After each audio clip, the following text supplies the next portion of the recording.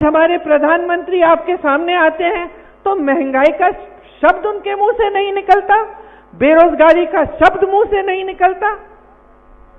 पूरी दुनिया में सबसे ज्यादा बेरोजगारी, और आप प्रधानमंत्री हैं, इतना बड़ा पद है, इतना तो आदर कर लीजिए जनता की कि इस बारे में बात तो करें।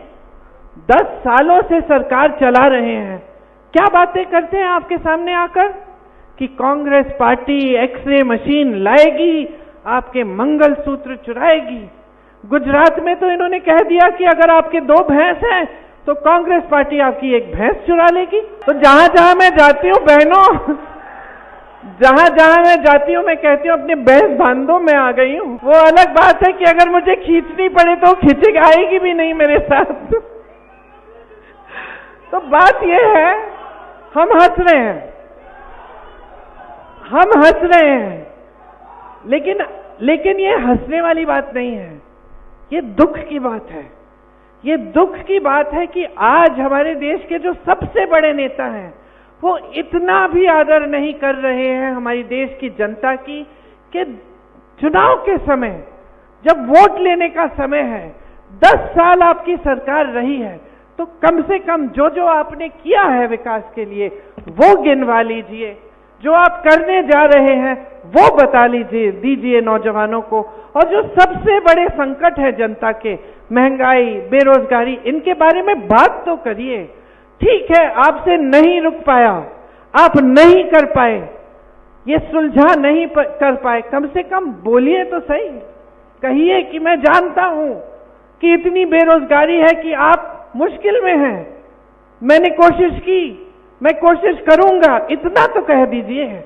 लेकिन इतना भी नहीं कहते हैं, वो भैंसों की बात कर रहे हैं, मंगलसूत्र को चुराने की बात कह रहे हैं। कभी इंटरव्यू देते हैं तो जो 10 सालों से उनकी राजनीति रही है, धर्म की राजनीति, जिस आधार पर उन्होंने हर एक भाषण दिया है और आज भी चुनाव में रोज रोज दे रहे हैं, उस पूरी राजनीति का खंडन एक इंटरव्यू में कर डालते हैं कि अगर मैं हिंदू मुसलमान की बात करता तो मैं इस देश के प्रधानमंत्री बनने के लायक नहीं होता। खुद कह रहे हैं, खुद कह रहे हैं।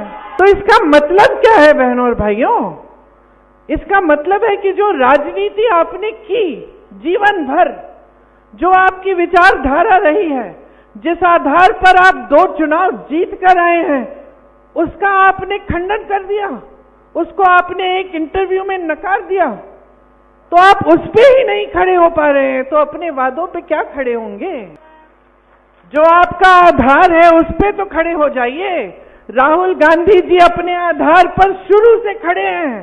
4000 किलोमीटर की यात्रा पैदल कन्याकुमारी से कश्मीर तक करते हैं, मणिपुर से मुंबई तक 4000 किलोमीटर और करते हैं, क्योंकि वो अपने आधार पर खड़े हैं। वो इस देश की लोकतंत्र को मानते हैं, वो इस देश के संविधान के लिए कुछ भी कर डालेंगे इसको बचाने के लिए, और वो पहचानते हैं कि लोकतंत्र में जनता सर्वोपरि है, जनता को झूठ नहीं बोला जाता। और अगर जनता को झूठ बोलेगा कोई नेता तो लोकतंत्र उसे सबक सिखाए। ಹೆಚ್ಚಿನ ವಿಡಿಯೋಗಳಿಗೆ ಪ್ರತಿಧ್ವನಿ ಯೂಟ್ಯೂಬ್ ಚಾನೆಲ್ ಸಬ್ಸ್ಕ್ರೈಬ್ ಮಾಡಿ, ಬೆಲ್ ಐಕಾನ್ ಕ್ಲಿಕ್ ಮಾಡಿ।